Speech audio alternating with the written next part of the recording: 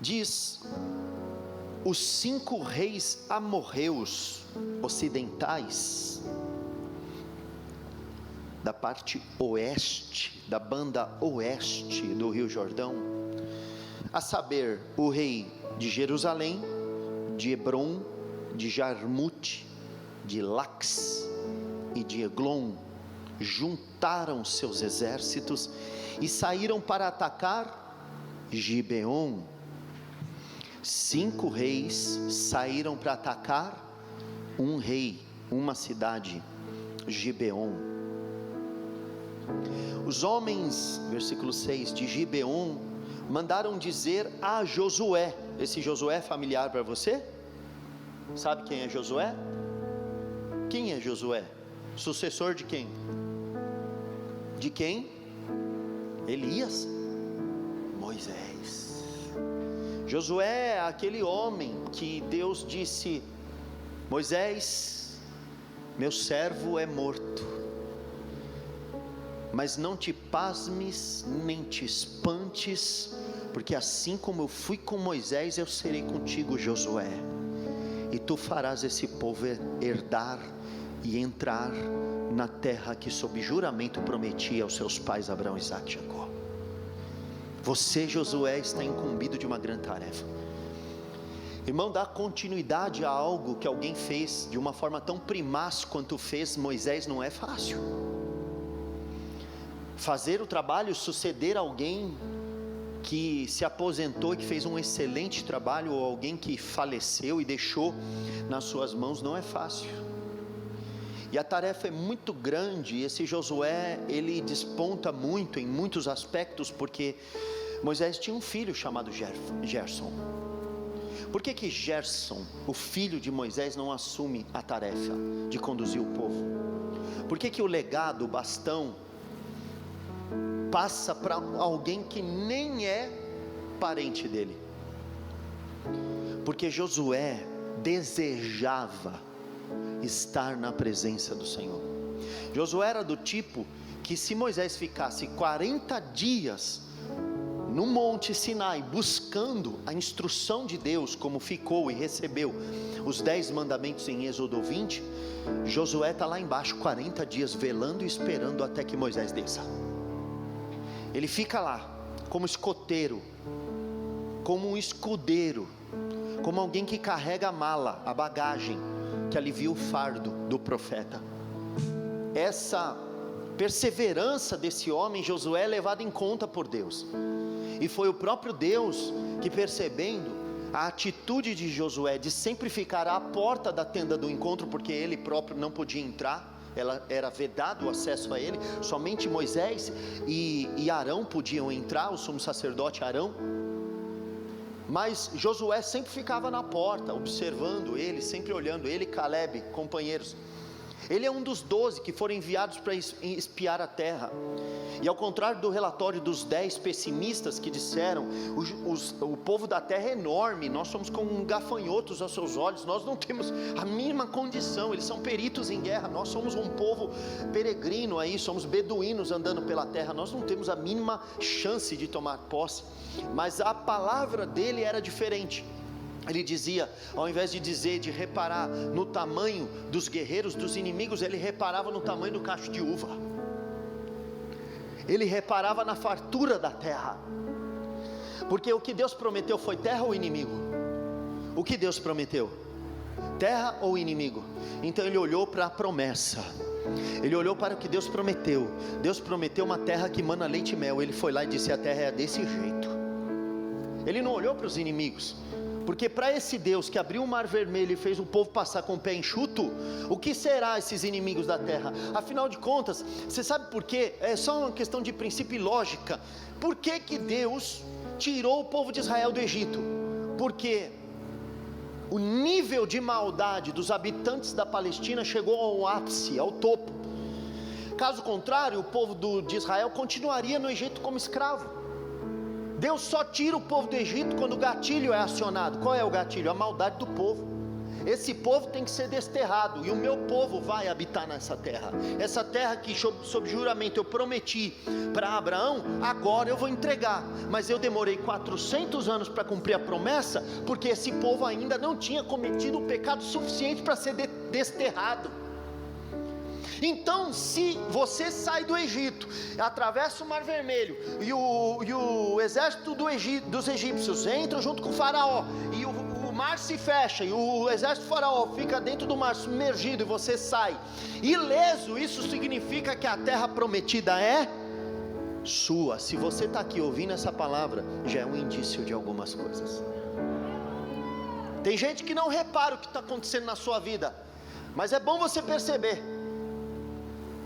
que a candeia já foi acesa, e já brilha em lugar tenebroso, já vai alta a noite, e vem chegando o dia, e a vinda do Senhor se aproxima. Os sinais nos mostram que Jesus está voltando. Aleluia, se prepare para se encontrar, Israel, com o Senhor teu Deus, porque é chegado o tempo do nosso encontro com o nosso Salvador. Pois bem, esse Josué, que assume o comando do povo de Israel, é acionado pelos homens de Gibeon. Os homens de Gibeon cutucam Josué, que estava acampado em Gilgal, e dizem, versículo 6, estou lendo: não nos abandone agora, venha depressa, salve-nos, ajude-nos. Os reis amorreus que habitam as montanhas se uniram todos contra nós. Um conluio, uma aliança, uma organização de Nações Unidas. 5 reis da parte ocidental, do oeste, decidiram se juntar para destruir Gibeon. A briga era com Josué? A briga era com Gibeão ou Josué? Era com Gibeão ou Israel? Em algum momento você lê a palavra Israel aqui? Não, mas o Gibeon pede ajuda a Josué. Gibeon está pedindo ajuda para Israel, porque 5 reis decidiram invadir um reino. Na verdade eles chamavam de reinos, mas eram praticamente cidades. Eram cidades governadas por rei, porque um dos reis é rei de Jerusalém. Nós sabemos que Jerusalém tem as dimensões de uma cidade, mas eles chamavam de reis, porque eram como cidades-nações. Era o status que eles tinham, cidades-nações. Então eles se juntavam, como era no feudalismo. Lembra na época do feudalismo? Era como se fosse uma colônia ali, um pedaço de terra onde era governado por alguém, tinha suas leis. E esses reis se juntaram para lutar contra Gibeon. Por quê? Me pergunte por quê os 5 reis queriam destruir Gibeon. Porque Gibeon, ou os gibeonitas, no capítulo anterior, a Bíblia nos relata que eles fizeram, os gibeonitas, uma aliança com Josué, com Israel. Fizeram uma aliança, porque percebiam que sob Israel, sob o comando de Josué, o Eterno, o Deus de Israel, estava fazendo proezas e maravilhas. Quando os gibeonitas se apresentam para Israel, eles dizem assim: sabe por que viemos? Viemos porque ouvimos dizer que o Deus de Israel, o Eterno, livrou Israel da mão dos egípcios. Esse Deus é muito grande. Vimos aqui porque ouvimos dizer que o Deus de Israel, o Eterno, livrou vocês de Jericó, e vocês invadiram e destruíram as muralhas impenetráveis de Jericó. Viemos aqui porque ouvimos de uma vitória um pouquinho menor sobre a cidade de Ai. Vocês venceram também Ai, venceram um país inteiro, o Egito, venceram Faraó, que era um deus, venceram o Mar Vermelho, venceram o deserto da peregrinação, chegaram até uma cidade impenetrável chamada Jericó, venceram de novo, e venceram a pequenina Ai, e agora estão bem perto de entrar na terra. Então nós já nos antecipamos e viemos aqui para dizer: gostaríamos de ser aliados. Quando você começa a vencer, pessoas vão querer ser aliadas, e quem quiser ser seu aliado vai arrumar sarna para se coçar. É assim. Quando começamos a vencer, vai acontecer um movimento político. Os atores vão se mover dentro do palco, do cenário. Quando você começa a vencer, pessoas vão querer entender por que você está vencendo. Só que há também outros que vão querer impedir de você ter amigos e de você ter aliados. Não sei se você está entendendo o que eu estou te falando. Existem pessoas aqui que podem ter vencido uma vitória na vida, e aí não deu nem muito tempo para comemorar a vitória, logo veio algo para tentar te trazer tristeza e dizer que a tua vitória não era duradoura, era apenas efêmera e passageira. Mas o Senhor está aqui te dizendo: celebra as tuas vitórias e confirma as tuas alianças, porque onde quer que você for e com quem quer que você falar, o Senhor participa disso. Agora deixa eu te dar uma informação. Se for olhar ipsis literis, ao pé da letra, não era em hipótese nenhuma para Israel fazer aliança com os gibeonitas. Isso está errado. A recomendação era: não faça aliança com o povo da terra. Não faça. Mas Josué, inadvertido, sem saber muito bem de onde vinha aqueles gibeonitas, que chegaram ali com roupas surradas, com pão bolorento, com vinho azedado, quase um vinagre bebendo. Ele viu a condição e falou: mas isso aqui é um povo inofensivo. Ele não imaginava, ele não tinha noção geopolítica de que aquele povo que estava pedindo aliança podia ser um rival importante nessa batalha, desse ingresso. Mas esses homens já chegaram dizendo: nós estamos aqui como servos. De onde vocês são? Ele falou: não importa, de uma terra longe nós somos. Nós estamos aqui declarando que queremos ser servos de vocês. Somos seus servos. Entendemos que Deus está com vocês e queremos nos aliançar. E aí algumas alianças acontecem que no contexto da vida cristã talvez nem deveria acontecer. Você quer ver como muitos de nós temos alianças que não deveríamos ter? Assim, se olhar ao pé da letra, né? Muitas vezes, muitos de nós estamos trabalhando em empresas que, se olhasse o contexto cristão, não era para estar trabalhando. Tem irmãos aqui que estão empregados por empresas cervejeiras, ainda que ele diga: eu não vou beber cerveja. É uma aliança, e Deus não se opõe a essa aliança. Deus não mandou você pedir as contas. Deus mandou você pedir as contas lá da empresa? Não mandou. Tem alguém aqui que está empregado numa empresa, talvez numa empresa da mídia, que cultiva valores aversos, que propaga uma narrativa que é aversa à pregação cristã, e nem por isso Deus mandou você pedir a conta lá. É legal isso, né? Tem gente aqui que casou com alguém que é do mundo. Casei com alguém que era do mundo, embora a Bíblia tenha dito: não vos junteis a um jugo desigual. Mas você casou, e depois que você casou, Deus não mandou você divorciar. Mandou? Mandou ou não mandou? Não mandou. Ele mandou você ser fiel ao seu cônjuge, mesmo que não seja uma aliança que ele tinha pretendido para você. Mas ele disse: tudo bem, vá lá.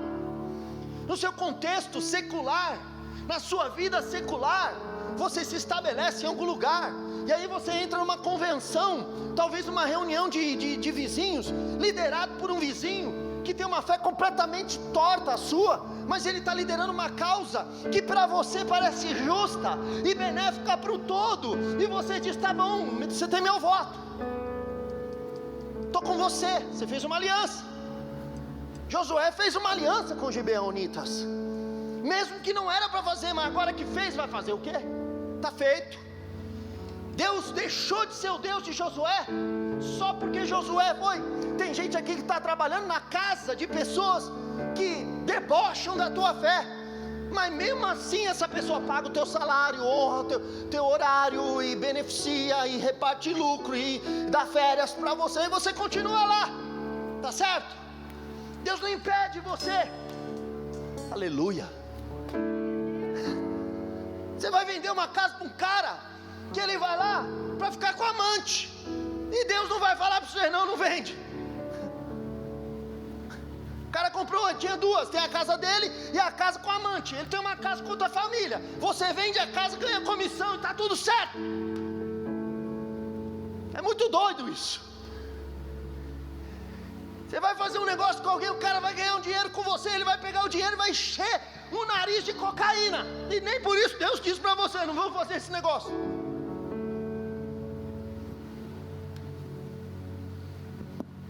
É muito doido isso. Deixa eu ler para você um texto da Bíblia.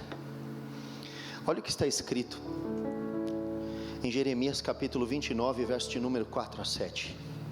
Assim diz o Senhor dos Exércitos, o Deus de Israel, a todos os exilados que eu deportei, que eu arranquei de Jerusalém para a Babilônia. Vocês que estão aí na Babilônia, isso é uma carta que Jeremias está mandando para o povo de Deus, que foi arrancado de Jerusalém e deportado para a Babilônia, foi jogado na Babilônia. Ou seja, eles saíram do seu país e foram jogados em outro contexto. Edificai casas aí na Babilônia, habitai nelas aí na Babilônia, plantai pomares aí na Babilônia, e comei o seu fruto aí na Babilônia. Tomai esposas e gerais filhos e filhas aí na Babilônia. Tomai esposas para vossos filhos e dai a vossas filhas, dai vossas filhas a maridos aí na Babilônia, para que tenham filhos e filhas na Babilônia. Multiplicai-vos aí, e não vos diminuais aí na Babilônia. Procurai a paz da cidade para onde vos desterrei, e orai por ela ao Senhor, para que na sua paz vós tereis paz.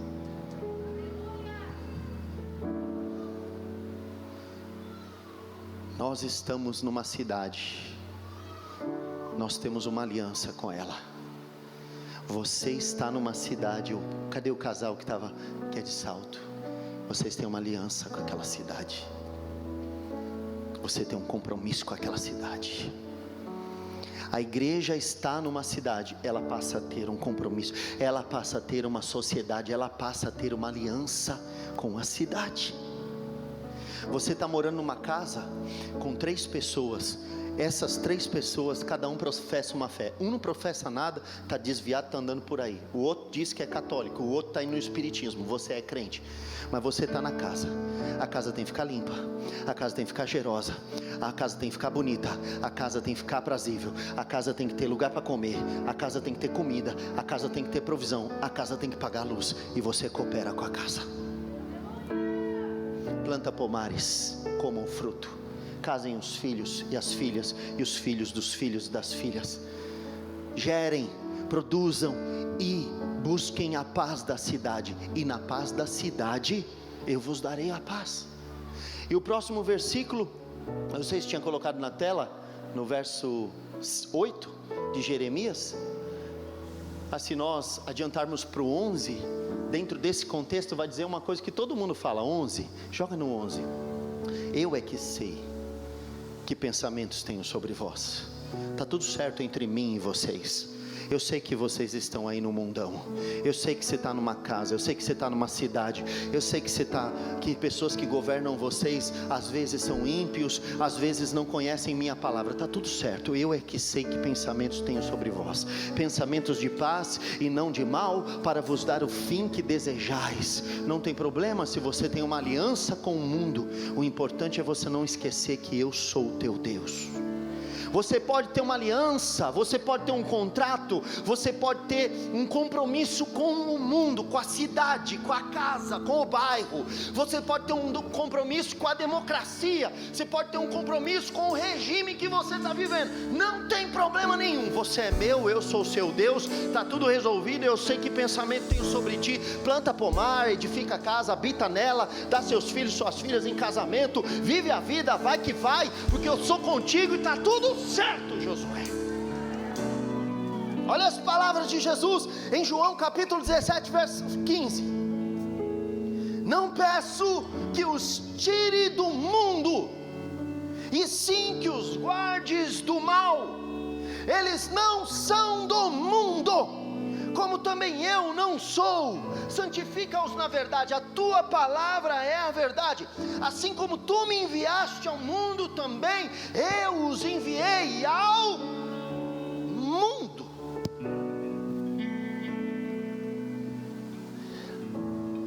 Gente, isso é muito legal o que Deus está falando aqui, porque Deus está dizendo para você que o seu trabalho não é uma área, a sua casa não é uma área da sua vida onde Ele não está. Ainda que você esteja cercado de macumbeiro lá, ainda que você esteja cercado de necromantes, de romanistas, de idólatras, neste lugar Deus está com você. Josué, não era para fazer, mas já que você fez, tudo bem, toca o barco. E aí os 5 reis se unem contra Gibeon, porque ele se aliançou, e a intenção dos 5 reis é enfraquecer Israel, para que Israel não tenha nenhuma aliança política com ninguém. Mas se Deus está com Israel, Israel não precisa de aliança, mas se fez, Deus vai honrar. Deixa eu te dizer uma coisa: a mulher que está casada com o marido não crente, não tem problema, à luz do Evangelho, porque a Bíblia diz que a mulher salva ganha o marido pela palavra, sem palavra nenhuma sair da sua boca, só pelo santo trato e piedade, só pela postura, só por osmose, por contato. Maldição não pega, maldição não pega. Pode estar casado com alguém que adora o diabo, se ele te respeita, se ele trabalha, se ele coopera com a casa, vai junto nessa fé que Deus vai converter esse coração. Aleluia, Deus vai converter esse coração.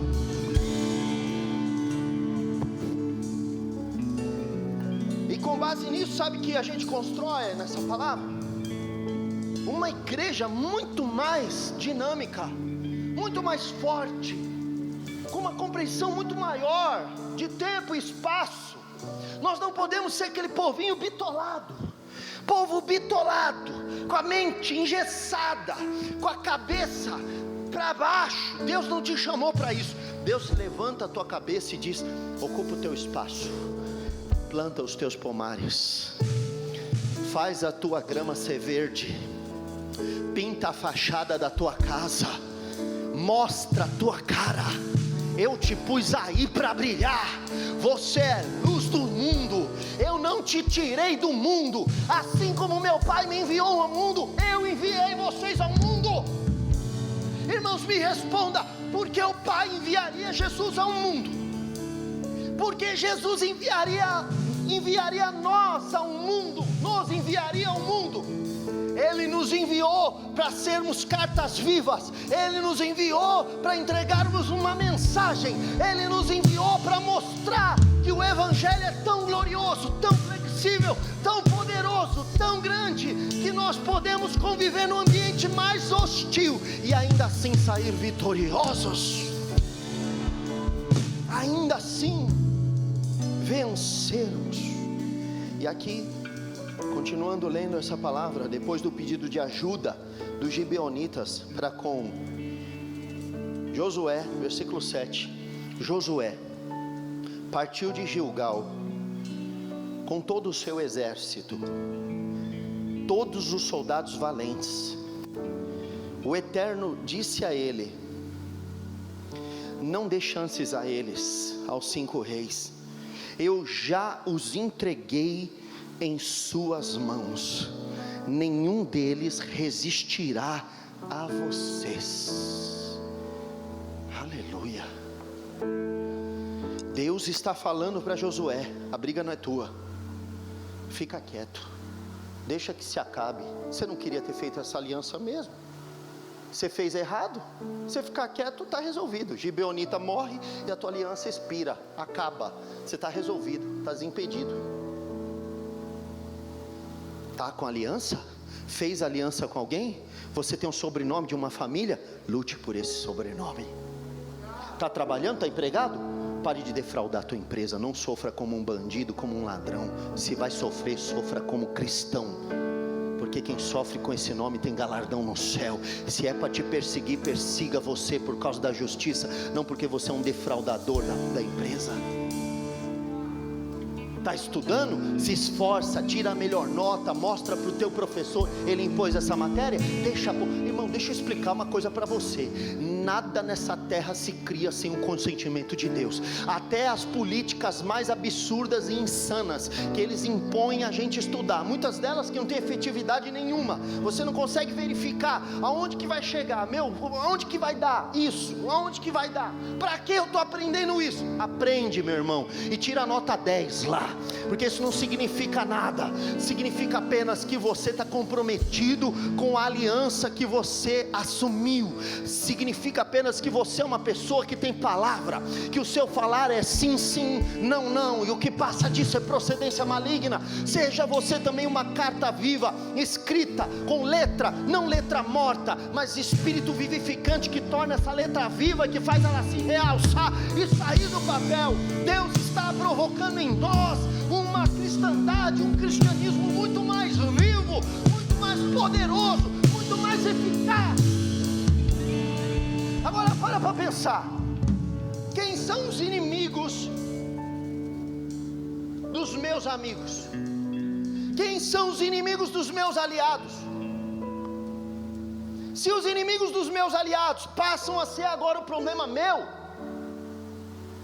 porque Deus está falando para Josué: lute a luta dos gibeonitas, lute contra os 5 reis, eu já entreguei na sua mão.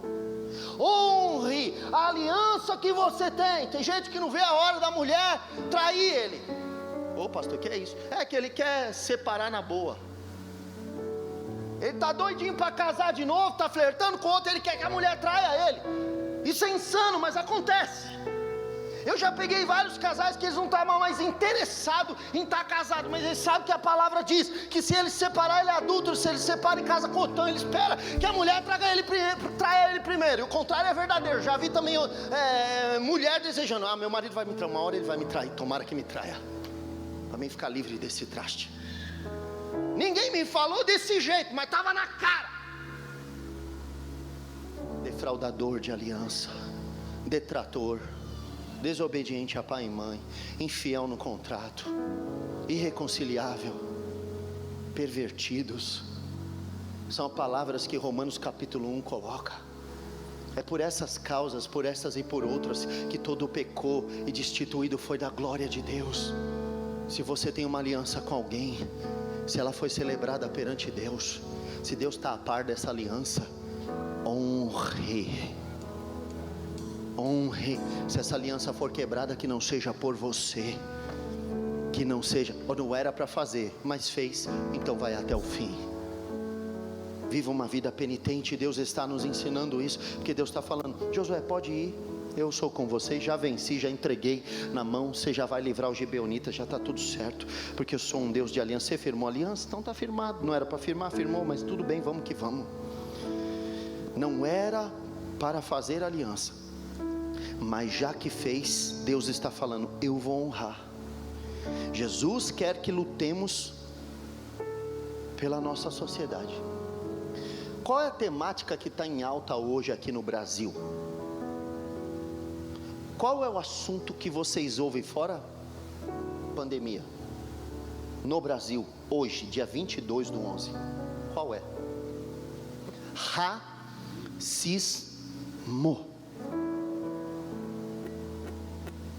Às vezes nós temos que ouvir. Às vezes temos que ouvir qual é a demanda. Porque o que acontece? Isso é muito sério. Nós temos a capacidade de diminuir o sofrimento do outro. E por nós fazermos isso, diminuirmos o sofrimento do outro, é que o outro muitas vezes vai buscar saídas erradas. Aí ele busca congregar várias minorias que não tem tanto a ver com a sua luta em si, e ele pega outras minorias para juntar coro, para ter voz, para que a sociedade ouça aonde dói, onde doeu. Por mais que nós sabemos que qualquer um que se esforçar, se estudar, que se perseverar, talvez possa crescer e ser alguém na vida.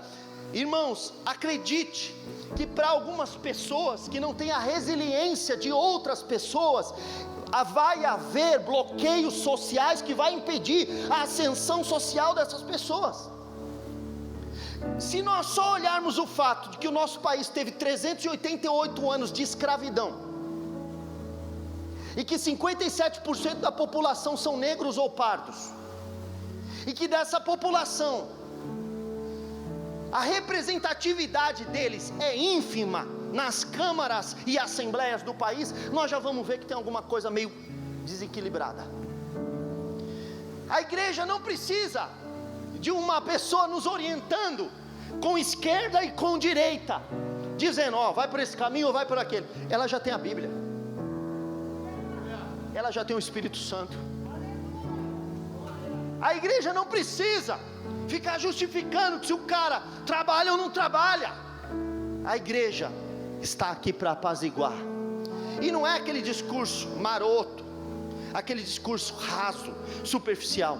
Nós devemos orar contra os 5 reis, devemos nos posicionar. Aqui na igreja não tem essa de branco ou negro, nem índio. Aqui na igreja, todos os que creem no Evangelho de Jesus são irmãos, podem ocupar ministério, podem pregar a palavra. Entre o corpo de pastores nós temos homens brancos e homens negros, mulheres brancas e negras, que podem fazer a obra do Senhor, que podem orar, que podem profetizar, que podem impor as mãos, que podem crer. O nosso recado está sendo entregue à sociedade. Nós estamos lutando contra os reis, estamos lutando contra quem quer dividir, contra quem quer segregar, e nossa luta não é contra carne, contra sangue, mas contra principados e potestades que estão nas regiões celestiais. Porque a coisa é tão séria e nós nem percebemos que um veneno é injetado na sociedade. Às vezes as crianças desde pequeno vão recebendo doses homeopáticas de veneno, e quando ele vai crescendo, ele cresce com um comportamento racista, ele cresce com um comportamento preconceituoso, ele cresce com segregação, seja racial ou de qualquer forma. E quando vai ver, ele acaba sendo promotor de uma coisa que nem sabe o que ele está defendendo. Nós como igreja precisamos dizer em plenos pulmões: Deus não faz acepção de pessoas, Deus ama a todos. Os braços de Jesus estão abertos para amar o pobre e o rico, para amar seja lá quem for, para amar o pecador, para amar o viciado, para amar o homossexual, para amar quem for. Todos têm uma chance, todos têm uma esperança, todos podem ser abraçados pelo Evangelho. Os braços de Jesus são muito longos, os braços de Jesus são muito grandes, e a Bíblia diz: como um relâmpago que sai do Oriente se mostra até o Ocidente. Quanto dista, Salmo 103, o Oriente do Ocidente, assim afasta de nós as nossas transgressões. Quanto se alteia o céu em relação à terra, assim o nosso Pai Celeste derrama as suas misericórdias sobre todo aquele que invoca o seu nome. Eu quero te perguntar: será que estamos lutando contra os 5 reis?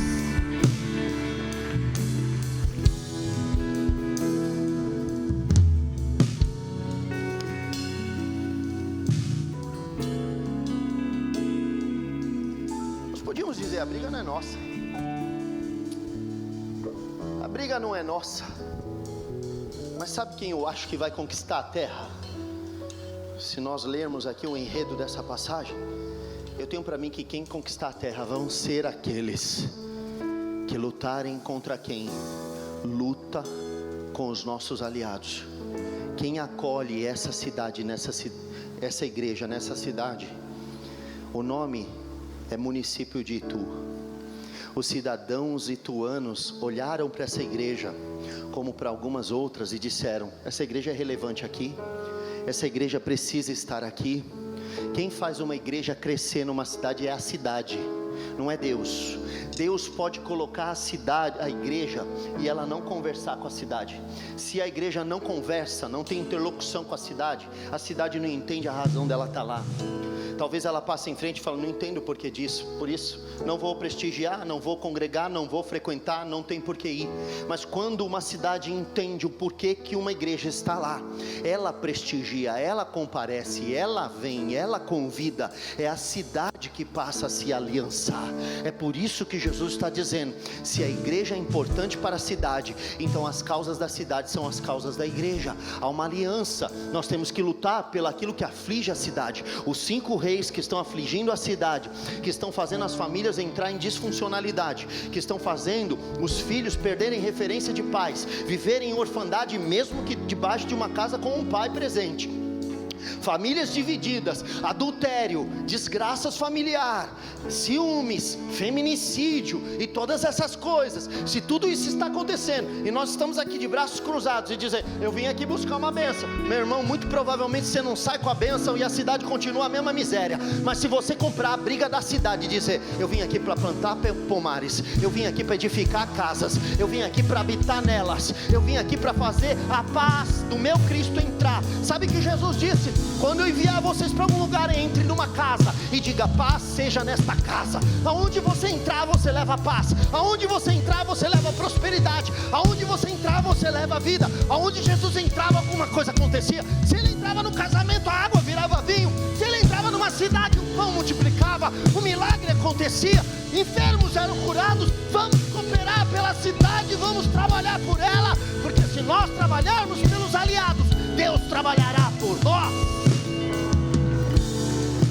Aleluia. Oh, glória a Deus. As palavras de Jesus ecoam no meu coração dizendo: não peço que os tire do mundo, e sim que os guardes do mal. Eu tenho falado isso por esses dias. Está cheio de gente que fala: não, isso aqui já está uma desgraça, uma miséria, por favor Senhor, volta, vem me arrebatar. O Senhor vai falar tipo: eu pus você na terra para fazer a diferença, você está me pedindo para vir para o céu? E se eu te trago agora, o que você deixou aí? Irmão, é sério, nós estamos vivendo uma geração de crente que só a graça, não consegue ganhar nem os filhos para Jesus. E aqueles filhos que você fala, faz, eles têm que fazer, você tem autoridade para mandar neles, para eles te obedecer, você não consegue nem influenciar os seus próprios filhos, porque o seu filho vê você xingar, o seu filho vê você gritar, o seu filho vê você espernear. Eu preciso dizer isso para vocês, preciso trazer essas informações, porque a gente precisa saber disso.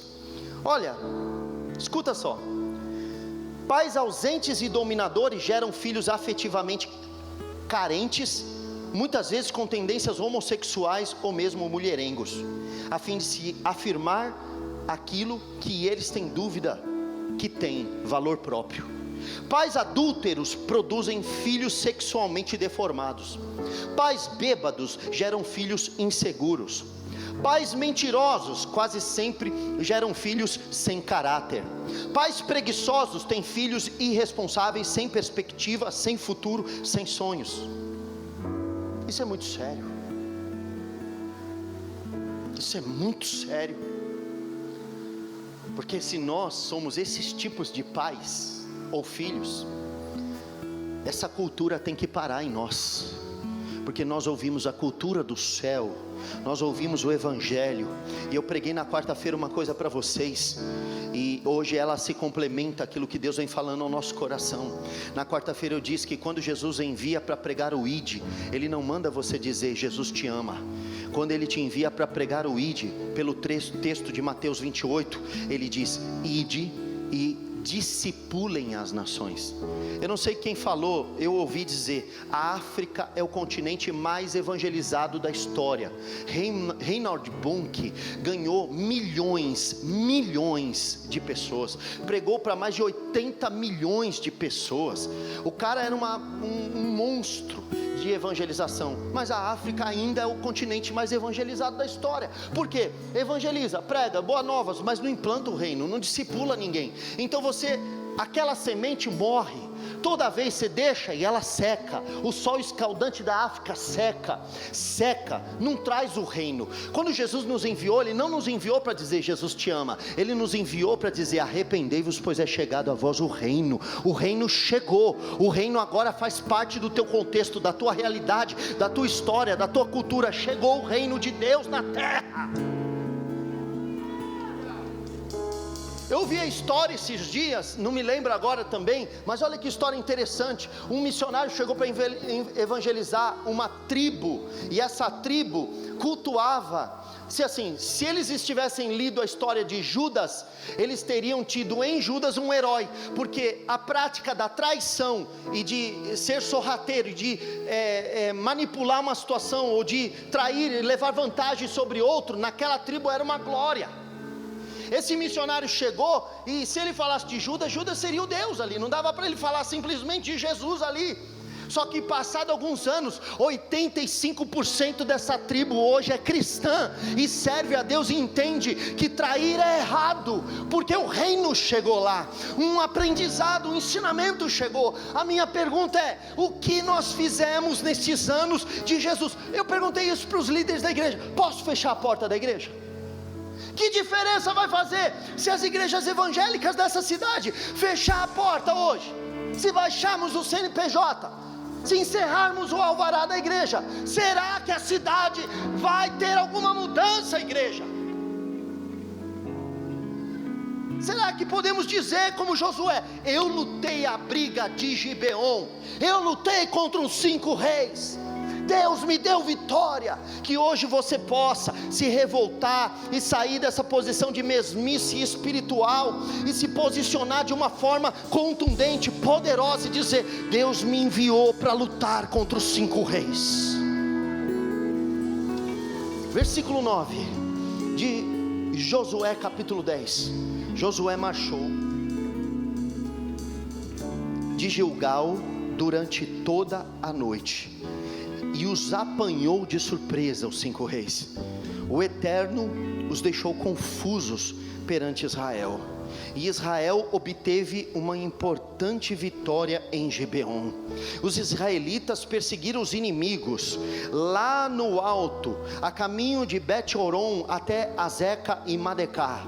Enquanto fugiam de Israel na descida de Bet-Horon para Azeca, o Eterno, sabe quem é o Eterno? Sabe quem é? O Deus Eterno lançou sobre eles enormes pedras de granizo, e muitos morreram. Na verdade, morreram mais soldados pelo granizo que o Eterno mandou do que pela espada dos israelitas. Irmãos, Deus está dizendo aqui: é uma luta, mas quando nós nos propomos a lutar essa luta, Ele peleja conosco, Ele manda pedras lá do alto, e a luta parece ser brava, a luta parece ser renhida, mas o Senhor envia anjos para lutar conosco, pela causa da verdade, da justiça e da mansidão. Olha o que diz Isaías capítulo 32 versículo 15: até que se derrame sobre nós o Espírito lá do alto, então o deserto se tornará em pomar. Diga aí tu, salto, se tornará em pomar, e o pomar será tido por bosque. O juízo habitará no deserto, e a justiça morará no pomar. O efeito da justiça será paz, e o fruto da justiça repouso e segurança para sempre. Deus está dizendo para nós, que venha o teu reino. É a mesma oração que dizer: buscai ao Senhor e a sua justiça, e todas essas coisas vos serão acrescentadas. Deus fará vir pedras, granizo poderoso, para destruir os principados que levam os jovens a cometerem a automutilação, a cometerem o suicídio, o atentado contra a própria vida. Deus levará pedras contra principados de perversão sexual, que tentam proliferar e naturalizar a pedofilia, a pornografia, a imoralidade sexual, o adultério. Deus enviará pedras contra toda prática ocultista. Deus enviará pedras contra toda prática idólatra. Deus derrubará principados e despojará todo principado, toda potestade, e publicamente os exporá ao desprezo, e triunfará deles na cruz, e riscará a cédula de acusação que era contra nós e que constava de ordenanças. Deus mandará pedras lá do alto. Aleluia, Deus mandará. Aleluia. Versículo 12. O que eu não gosto, eu vou falar a verdade, o que eu não gosto de pregar de domingo à noite é porque vocês vibram muito pouco. Não é verdade? Se fosse de manhã o povo já estava pendurado. Mas sabe o que é isso? É o almoço. O almoço é pesado, né? É muita picanha. A próxima vez, me dá um tempo para respirar e glorifica mais o teu Jesus. Porque eu não sei se você está entendendo, mas Ele está te chamando para um projeto que vai além dos limites da sua casa. Passa pela tua casa, mas é maior. Deus quer usar a sua existência, a sua casa, a sua história, a sua família, para poder impactar uma geração. 2021 não é um tempo de um ano. Nós não vamos virar 2020 para 2021. 2021 começa uma década. Deus está te chamando para uma década. Em 2030 eu vou ter 10 anos a mais. Em 2030 eu vou estar quase com 50 anos de idade. Eu não quero chegar aos 50 anos de idade sem ver vir aí o reino de Deus e a sua justiça. Eu não sei você, mas eu estou a fim de impactar essa cidade. Escute essa história. Versículo 12. No dia em que o Eterno entregou os amorreus nas mãos de Israel, Josué clamou a Deus diante de todo Israel. E ele clamou assim a Deus diante de todo Israel. Engraçado, ele clama a Deus, mas não fala com Deus. Ele clama a Deus, mas está falando com o sol. Ele diz: sol, fique. Ele vai dizer: lua, descanse. Na tradução da Almeida Revista Atualizada é: sol, pare. Pare em Gibeon. Lua, fique em Aijalon. O sol, meus irmãos,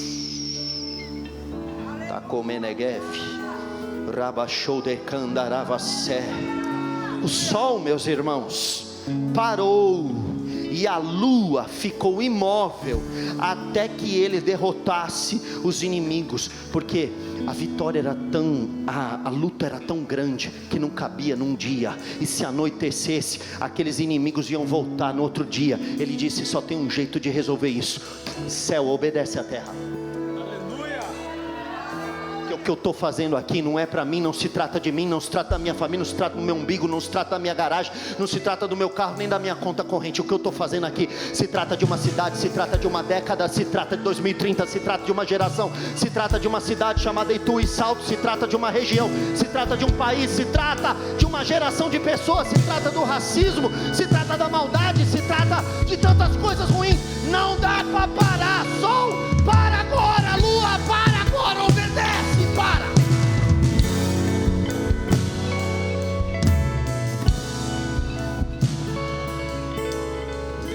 Agora eu quero fazer uma pergunta bem básica, eu tenho certeza que você vai ser capaz de responder.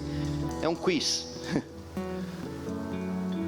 Qual era os dois deuses dos 5 reis cananeus que vieram contra Gibeon? Chuta. A quem eles cultuavam? 2 deuses. Hã? Alguns não ouviram. Vamos falar bem alto. Os dois deuses eram o sol e a lua. Os deuses a quem esses 5 reis cultuavam eram o sol e a lua. Um Deus para o dia, um Deus para a noite. Mas o Eterno é o Deus dos deuses. E antes que houvesse dia, eu sou. E não há ninguém que possa fazer impedir as obras das minhas mãos. Operando eu, diz o Eterno, quem impedirá? Olha, Josué deu uma ordem aos hipotéticos deuses e disse assim para eles: para quieto aí, me ajuda, dá luz para mim aqui, porque eu tenho que destruir quem te adora. Sol, fica quieto aí. Luz, fica ligada, não deixa vir a noite, porque eu tenho que destruir quem te idolatra. É muito grande, é muito forte o que Deus está fazendo. Você imagina, gente, se daqui sai, em 200 pessoas que estamos, alguém, ou 20, ou 50 pessoas dispostas a alvoroçar as nações. Hoje de manhã um rapaz chegou para mim, não sei se eu falei, falou assim: o Deus falou, eu falei de tarde, Deus falou para mim que essa igreja está para romper fronteiras nacionais. Meu Deus. Então tá bom, eu aceito, eu creio, porque para quem parou o sol e a lua, levar a gente aqui que estão tão pequenininho para outros continentes, não tem problema, ou para outros países. Porque hoje, quando a pastora pregou sobre Elias, e quando eu preguei à tarde, sei lá o que eu preguei, o que eu preguei à tarde? Eu sei que eu preguei alguma coisa, eu prego tanto que eu nem sei mais o que eu prego. Jefté, você tá maluco? Jefté foi quarta-feira, meu velho. Josué, que Josué estou pregando agora? Sei lá o que eu preguei à tarde. Foi sobre Davi na Copa das Amoreiras, isso. A primeira guerra ele foi de frente, a outra ele foi por trás, se escondeu no bosque. E o Deus que rompia. E Deus falou hoje, quando a pastora pegou no púlpito, no microfone, e ia falar: hoje, dia 22/11/2020, é tempo de romper. É dia de rompimento daquela película que está impedindo a coisa de acontecer. Eu falei de manhã, o que precisa acontecer para nascer um bebê? Precisa romper o quê? Se a bolsa não rompe, o neném nasce. Se a bolsa não rompe, a bolsa é uma película muito fina. Se ela não romper, sei lá se é fina, se é grossa, mas é uma bolsa, é fácil. Se a bolsa não rompe, não há dilatação. Se a bolsa não rompe, o neném não nasce. Tem que romper a bolsa. Romper a bolsa não significa nascimento. Romper a bolsa é o princípio do processo. Deus está dizendo: hoje eu estou rompendo. Deus está te tirando hoje da tua mesmice. Deus está te tirando dos teus problemas financeiros. Deus está te tirando da tua casa. Deus está te projetando para uma nação. Deus está te projetando para uma causa muito maior. Deus está te projetando. Deus está falando para você: ame a sua cidade, ame a empresa que você trabalha, ame as pessoas que estão lá, ame a sua casa, ame os seus filhos, ame a sua mulher, ame os seus parentes que você não fala mais, não conversa. Deseje passar o Natal com eles hoje. Você não sabe como vai ser o dia de amanhã. Reconcilie a tua família. Vai muito além de você. Não seja egoísta, vai muito além de você. Deus tem um projeto, Deus tem um propósito, Deus tem um plano. Entra na agenda de Deus, entra no propósito de Deus. Conquista um destino, rompa, sai das fileiras, sai das cadeiras, sai da cadeira, para de ser um crente cadeira, esquenta banco, começa a ser alguém relevante. Diga para o sol, fica quieto. Diga para a lua, para, porque eu tenho um propósito, eu tenho uma conquista, eu tenho uma vitória, eu tenho uma batalha. Alguém já levantou, já entendeu a mensagem. Será que tem mais alguém que vai levantar e tomar posse da vitória e dizer: chega, eu não aceito mais isso. Eu estou aqui para lutar pelos meus aliados, eu estou aqui para lutar pela paz, eu estou aqui para plantar pomares, eu estou aqui para colher frutos, eu estou aqui para edificar casas, eu estou aqui para morar nelas, eu estou aqui para casar filhos, eu estou aqui para ter netos, eu estou aqui para ter família,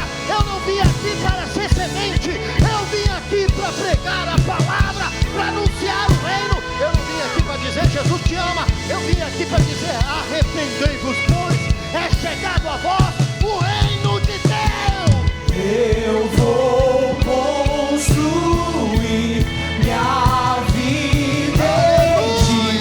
Tu és meu fundamento.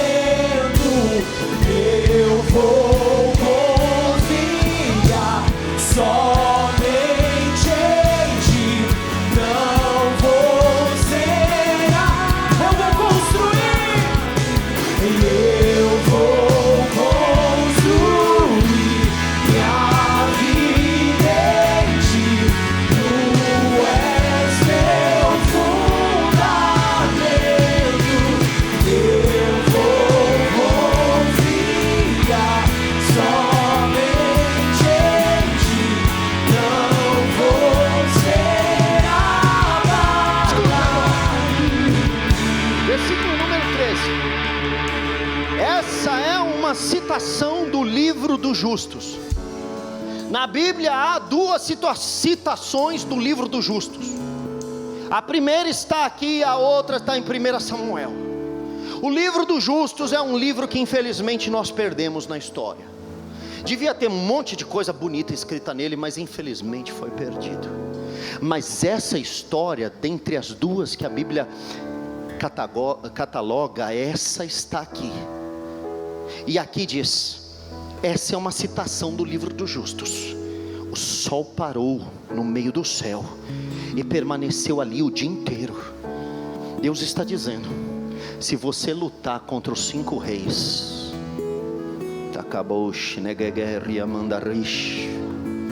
se você entender que a tua luta não é contra a carne e contra sangue, se você sair desse nível mediano, se você ir além, despontar, se você limpar os óculos, mudar a perspectiva com a qual você está olhando, de baixo para cima, subir um pouco na montanha e olhar como a águia olha, então o sol vai parar e o céu vai conspirar, e os anjos vão cantar, e as coisas vão acontecer, e Deus dará ordem aos seus anjos. Se você estiver conectado na agenda do céu, de Deus, o sol vai parar, o céu vai obedecer, o que ligar na terra terá sido ligado no céu. Eu sei que é doido o que eu estou te falando, mas é desse jeito que Deus está falando. Quando Deus criou o mundo, Ele criou os céus e a terra, mas agora Ele inverteu. Ele agora coloca a terra numa posição de protagonismo, e Ele coloca a igreja numa posição onde as portas do inferno não prevalecerão contra ela. Se você entender o que Deus está te propondo, que vai muito além do seu mundinho muito pequeno, Deus tem um mundo muito maior para nós. Deus tem algo muito maior. Deus quer implantar o seu reino nessa terra. Jesus quer governar nessa terra. Jesus quer ressignificar a história. Jesus quer mudar as esferas de poder. Jesus quer mudar as esferas familiares, as interações entre pessoas. Jesus quer curar essa sociedade. Jesus quer sarar.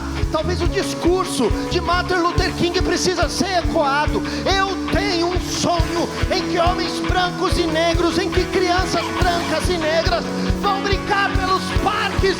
Eu tenho um sonho em que Deus vai fazer todo o vale ser aterrado, todo caminho escabroso ser retificado, toda montanha ser aplanada. Eu tenho um novo caminho, eu tenho uma nova história, eu tenho um sonho.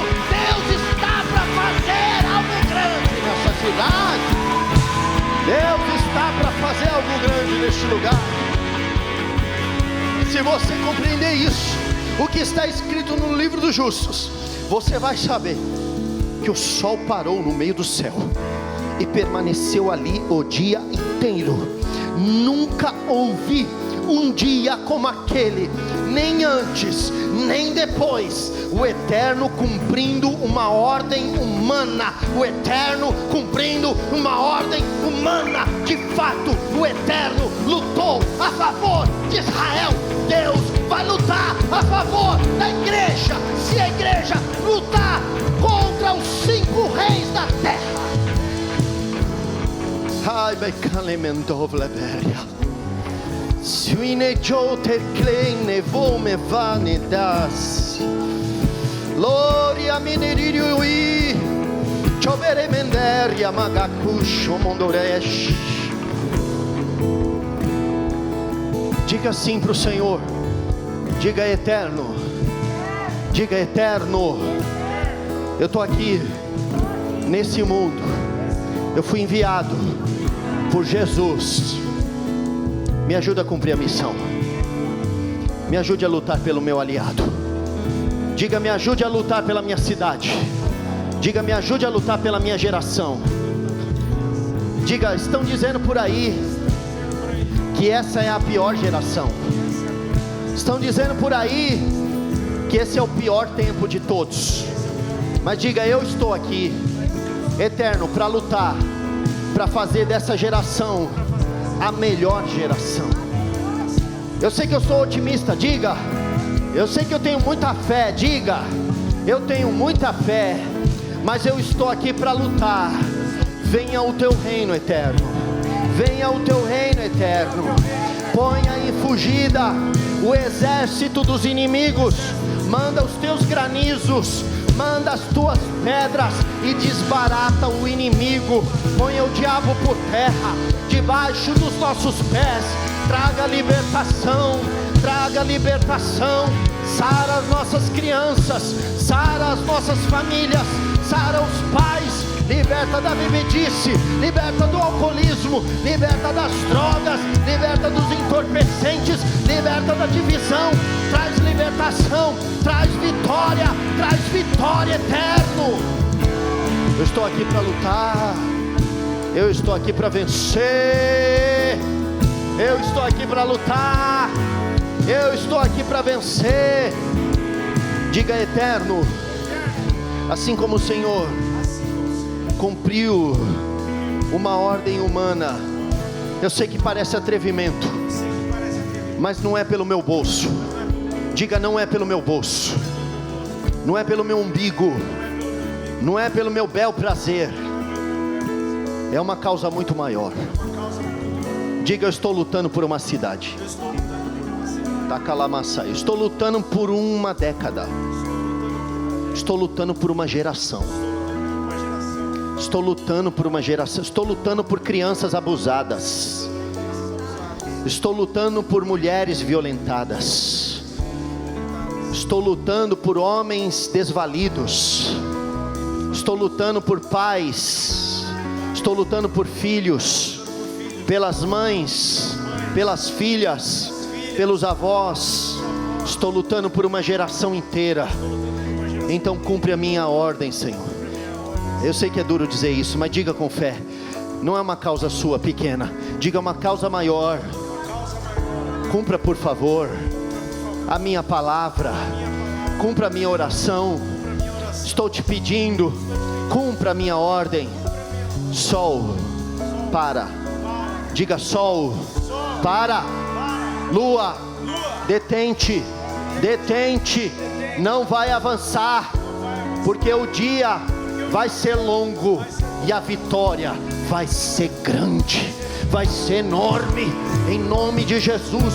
Essa cidade, essa região pode ser conhecida como uma embaixada do céu na terra. Essa cidade, essas empresas, essas casas de avivamento, essas casas de fogo, esses lares encandecidos pelo poder do reino, do qual dos seus anjos faz vento e dos seus ministros labareda de fogo. Os seus anjos faz vento e dos seus ministros labareda de fogo. Seja batizado agora, seja batizado no Espírito, receba. Fale em línguas